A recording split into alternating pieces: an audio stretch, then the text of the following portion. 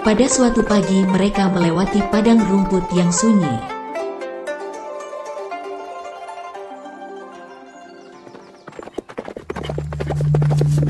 Di situ hanya nampak beberapa batang pohon yang tumbuhnya berjauhan dan keadaan benar-benar sunyi. An Lukui nampaknya takut-takut melewati tempat ini dan beberapa kali dia menengok ke arah barat di mana nampak pegunungan kecil. "Hayo kita percepat kuda karena sudah dekat," katanya memberi perintah. Kuda dilarikan semakin cepat. Keadaan sunyi sekali, kecuali hanya suara kaki kuda yang berderap-derap dan bergema di empat penjuru. Memang aneh sekali bagi Kuan Chu yang baru pertama kali datang di tempat ini. Tempat itu terbuka dan hanya terkurung oleh pohon-pohon yang tumbuh di sana-sini seperti raksasa berdiri megah. Akan tetapi suara kaki kuda itu bergema, sehingga kalau didengar-dengar, seakan-akan ada banyak sekali kuda berlari datang dari segenap penjuru. Mendadak 8 ekor kuda itu, terutama seekor yang membawa perbekalan dan tidak ditunggangi orang, hanya dituntun oleh seorang anak buah An Lukui, mengangkat 2 kaki depan sambil meringgit. Ketika tiba-tiba terdengar suara nyaring, dan 2 orang anak laki-laki tahu-tahu telah melompat dari atas pohon dan kini berdiri menghadang di tengah jalan. Ketika itu, Kuan Chu yang duduk sekuda dengan gurunya, menjalankan kudanya di dekat An Lukui. Kuan Chu tak terasa pula menjerit. Celaka! Kuan Chu memondong gurunya dan mengerahkan tenaganya melompat dari atas kuda yang sedang berlari cepat. Ia jatuh dengan kacau bersama gurunya. Kepala anak ini membentur tanah kering hingga debu mengebul, akan tetapi gurunya selamat. Kuda yang tadi ditunggangi oleh Kuan Chu akan menubruk anak yang lebih kecil. Namun ketika kedua kaki depan kuda itu sudah terangkat akan menimpa anak itu, dia lalu menggerakkan kedua tangannya secepat kilat menangkap kedua ujung kaki. Dan dengan sekali gentak saja kuda itu sudah melompat ke atas melewati kepalanya sehingga dia selamat. Anak ini tertawa-tawa geli, sama sekali tak mempedulikan kuda tadi, tetapi menudingkan jari telunjuknya ke arah Kuan Chu yang jatuh bergulingan. "Hahaha, Su Heng, kau lihat, bocah gundul itu main komedi, lucu sekali." Adapun An Lukui yang kudanya menubruk anak kedua yang lebih besar, tidak keburu mencegah sehingga kudanya itu dengan kedua kakinya menendang ke arah dada anak tadi. Akan tetapi, dengan cepat dan tenang, anak yang besar ini lalu menusuk lutut kaki depan kuda yang sebelah kanan, yakni kaki yang berada di depan. Kuda itu mengeluarkan ringkik kesakitan dan tiba-tiba kedua kaki depannya tertekuk dan kuda itu jatuh berlutut. Baiknya An Lukui adalah orang yang berkepandaian tinggi, maka cepat dia dapat melayang ke atas dan berpoksai, membuat salto beberapa kali sehingga dapat turun dengan selamat. "Sute, kau lihat, bukankah kuda ini lebih lucu lagi?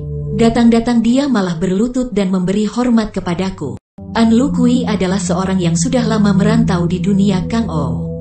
Dan tahulah dia bahwa 2 orang anak yang usianya sekitar 6-7 tahun ini, tentulah murid-murid dari orang pandai. Maka dia tidak berani berlaku sembarangan, sungguh pun dia merasa mendongkol sekali. "Kalian ini bocah-bocah kecil murid siapakah? Mengapa kalian menghadang perjalanan kami?" Akan tetapi kedua orang anak kecil itu tidak menjawab. Dan pada saat itu terdengar suara yang membuat kuda-kuda menjadi terkejut dan gelisah. Itulah suara ketawa yang sangat menyeramkan. Dan ketika An Lukui mendengar ini, mendadak dia menjadi pucat sekali. Suara ketawa itu seperti suara harimau mengaum. Dan disusul dengan suara ketawa ini lalu terdengarlah kata-kata yang jauh sekali namun cukup membuat telinga merasa sakit saking nyaringnya. "Hehehe, Sui Kiat dan Kun Beng, kalian berada di manakah?" "Tecu berdua berada di sini Suhu." Kembali An Lukui menjadi amat terkejut sekali. Ternyata bahwa hikang daripada anak kecil ini sudah demikian hebatnya. Baru saja gema suara jawaban anak ini lenyap. Nampak berkelebat bayangan orang dan tahu-tahu di depan mereka berdiri seorang laki-laki berusia sedikitnya 60 tahun yang tubuhnya membuat Kuan Chu hampir tertawa. Orang ini pendek dan kecil, sama sekali tidak membayangkan tanda-tanda bahwa dia adalah seorang pandai. Akan tetapi, ketika melihat orang ini, serta-merta An Lukui segera melangkah maju dan menjura dengan sikap hormat sekali. Xiao Te An Lukui mohon maaf apabila telah melanggar wilayah Pak Lo Xian Jianwei, katanya. Akan tetapi kakek itu tidak menghiraukan sama sekali. Sebaliknya lalu menoleh kepada Gui Tin dan terdengar dia mengeluarkan suara ejekan dari hidungnya. Apakah si bangkotan Li Kong Hoat Ong itu telah benar-benar mendapatkan kitab Im Yang Butek Chin Kong? An Lukui sesungguhnya tidak mengerti tentang kitab itu, maka dengan terus terang dia berkata, Lo Xianpei, Xiao Te sama sekali tidak tahu tentang kitab itu. Mendengar pun baru sekarang. Sesungguhnya Xiao Te sudah diutus oleh Suhu Li Kong Hoat Ong untuk mengundang Gui Si Ucai karena Suhu amat mengaguminya. Pandangan mata kakek itu benar-benar mengancam sekali. Keningnya yang keributan itu menjadi makin nyata garis-garis keriputnya. Hei, kau hendak mengandalkan nama An Lusan dan Suhu Li Kong Hoat Ong dan tidak mau mengaku? Hayo bicara terus terang. Sungguh Lo Xianpei, Xiao Te tidak tahu. An Lukui yang tadinya galak itu kini nampak ketakutan. Tiba-tiba tubuh kakek itu bergerak dan tahu-tahu dia melompat ke dekat orang Tartar itu. Pada saat lain, sebelum An Lukui sempat mengelak sekali menggentak, tubuh orang Tartar ini terlempar ke atas, tinggi sekali. Tubuh An Lukui terlempar dan dari atas jatuh pula ke bawah tanpa berdaya sedikit pun. Tubuh orang Tartar itu menimpa Sui Qiat, murid terbesar dari kakek itu. Dia melemparkan tubuh itu kepada adik seperguruannya, yaitu yang bernama Kun Beng. Sekali tangan kiri anak ini menepuk tubuh belakang orang Tartar itu, An Lukui mencelat lagi ke atas dan kini melayang ke arah kakek tadi. Kakek itu lalu menerimanya dengan menotok pundak An Lukui yang jatuh berdebuk di depan kakinya. Akan tetapi orang Tartar itu kini sudah terbebas dari totokan dan dapat bergerak. Ia segera menjatuhkan diri berlutut dengan muka pucat sekali. Lo Xianpei, biarpun Xiao Te dibunuh memang benar-benar Xiao Te tidak tahu tentang kitab itu, katanya dengan suara gemetar. Menggunakan kepandaian untuk menghina orang, sungguh tak patut sekali. Menangkan orang lain hanya memiliki tenaga besar, menangkan diri sendiri barulah betul-betul patut disebut kuat.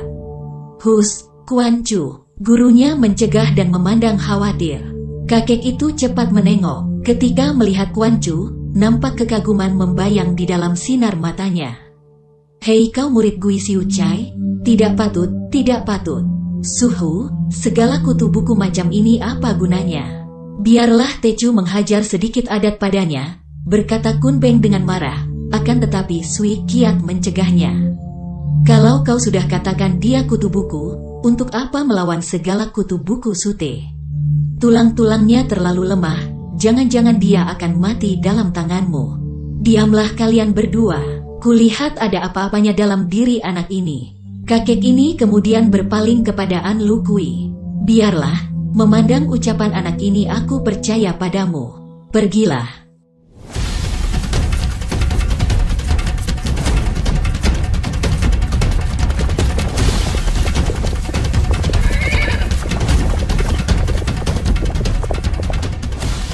Dengan tergesa-gesa dan juga lega sekali, An Lukui lalu mengajak kawan-kawannya, juga Kuan Chu dan Gui Tin, untuk pergi dari situ cepat-cepat.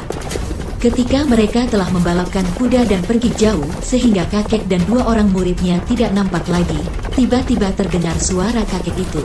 Gui Tin, lain kali pada waktunya, akulah yang benar-benar akan membutuhkan bantuan darimu.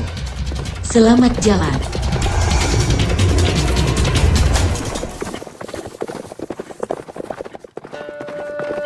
Kuan Chu terheran-heran dan sejak pertemuan tadi, berubahlah pandangannya terhadap ilmu silat. Sebenarnya sejak Gui Tin bicara tentang ilmu silat dan kegunaannya, dia telah tertarik sekali. Akan tetapi tetap saja hasrat di dalam hatinya untuk belajar ilmu silat masih amat lemah. Kini, menyaksikan kelihayan kedua orang anak kecil itu, dia menjadi tertarik dan ingin sekali memiliki kepandaian seperti mereka. Inilah sifat anak-anak yang betapapun juga masih melekat di dalam hatinya. An Xianseng, Tuan An, sebetulnya siapakah kakek yang luar biasa sekali itu? Diam-diam Kuan Chu lalu membandingkan kakek tadi dengan dua orang luar biasa yang pernah dijumpainya, yakni Ang Bin Sin Kai dan Zheng Qin Jiu Kak Tong Tai Su. Bila melihat keadaan, keanehan dan kelihayan mereka, agaknya ketiga orang itu mempunyai tingkat yang sudah tinggi sekali. Sebenarnya An Lukui sedang marah, mendongkol dan penasaran sekali. Oleh seluruh barisan di bawah kakaknya, dia dianggap sebagai seorang gagah yang disegani dan juga dihormati. Tidak tahunya, di sini dia telah mengalami penghinaan dari seorang kakek dan 2 orang anak-anak. Akan tetapi, oleh karena menganggap Quan Chu sudah berjasa di hadapan kakek tadi, dia menjawab juga. Dia adalah seorang sakti bernama Siang Koan Hai yang berjuluk Pak Lo Sian, Dewa Tua dari Utara. Untuk daerah utara boleh dibilang dia menjadi tokoh terbesar. Biasanya, biarpun orang menduga bahwa dia berada di daerah utara, dia tidak pernah muncul kecuali terjadi perkara-perkara besar. Dan biasanya dia tidak mau mencampuri segala urusan dunia. Kita benar-benar sial sekali bertemu dengan dia. Akan tetapi, Gui Tin berkata perlahan kepada Quan Chu. Kita benar-benar beruntung bertemu dengan dia. Aku pun baru kali ini melihat wajahnya, walaupun namanya sudah lama ku dengar. Quan Chu, perhatikanlah. Di dalam dunia persilatan, terdapat 5 orang yang paling terkenal. Mereka itu adalah Pak Lo Sian Siang Koan Hai, yang merajai daerah utara. Kedua adalah Ang Bin Sin Kai yang menjagoi di pantai timur. Ketiga Wesio Tibet bernama Hek I Hui Mo, iblis terbang jubah hitam, yang menjadi tokoh terbesar bagian barat. Adapun orang keempat dan kelima merajai daerah selatan, yakni yang seorang Jengkin Jiu Kak Tong Tai Su yang sudah kau kenal. Dan orang kedua adalah seorang wanita tua yang terkenal dengan julukan Kiu Pue Cho Ali, ular betina buntut 9. Menurut berita yang pernah kudengar, mereka berlima ini kepandaiannya seimbang. Dan kini mereka sedang berusaha untuk memperebutkan sebuah kitab ilmu perang dan ilmu silat yang disebut Im Yang Butek Chin Kong. Tadinya kuanggap hal ini hanya kabar angin belaka, akan tetapi setelah sikap Dewa Tua Utara tadi, agaknya betul juga kabar itu. Gui Lopek, apakah sesungguhnya kitab Im Yang Butek Chin Kong yang diperebutkan oleh orang-orang luar biasa itu? Dan apakah selain 5 orang tokoh itu, di dunia ini tidak ada orang-orang pandai ilmu silat yang lain lagi? Pada saat itu An Lukui mendekatkan kudanya. Gui Tin memberi tanda dengan matanya agar Quan Chu tak banyak bicara lagi. Kemudian kakek pengemis itu berkata seakan-akan menjawab pertanyaan Quan Chu. Kau tanyakan tentang nama-nama tokoh besar? Menyebut yang lain-lain tidak ada artinya. Kalau Pek Cilan Tio Lon Eng barulah seorang wanita pendekar berilmu tinggi. Mendengar ini, An Lukui mengejek dan tersenyum. Gui Siucai, kau orang Bun mana tahu tentang tokoh-tokoh besar dalam ilmu persilatan? Walaupun aku belum tentu dapat menandingi kepandaian Pek Cilan. Akan tetapi kalau dibandingkan dengan suhu Li Kong Hoat Ong, bukankah itu sama saja dengan membandingkan sebuah bukit anakan dengan Gunung Taisan?